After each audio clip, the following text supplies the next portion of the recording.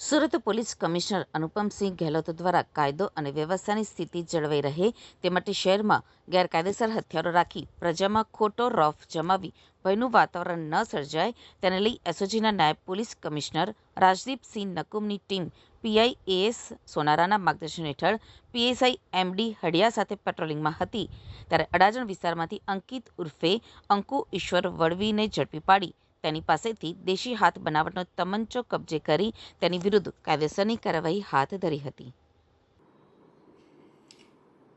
એસઓજીએ આજે એક દેશી બનાવટનો તમંચો સરદાર બ્રિજ નીચેથી પકડ્યો છે અને આરોપી જે છે એ પણ પકડાયો છે અંકિત ઈશ્વરભાઈ વળવી કે જેનો ભાઈ નીલ વળવીનું મર્ડર 2 વર્ષ પહેલાં વિશાલ કાંચાએ કરેલું અને એ ગુનાનો આ સાક્ષી હોવાને કારણે એને સતત ડર રહેતો હતો કે જે એના ભાઈના મર્ડરનો આરોપી એને મારી ન નાખે એના માટે હંમેશા દેશી તમંચો સાથે રાખતો હતો। એસઓજીએ આજે એને ઝડપી પાડ્યો છે। આ જે અંકિત વળવી છે એનો ગુનાહિત ઇતિહાસ જોતા ટોટલ 5 ગુનાઓ અઠવા અને જહાંગીરપુરા પોસ્ટ વિસ્તારમાં દાખલ થયેલ છે અને એ ગુનાઓ છે મારામારીના, હાફ મર્ડરના, ચોરીના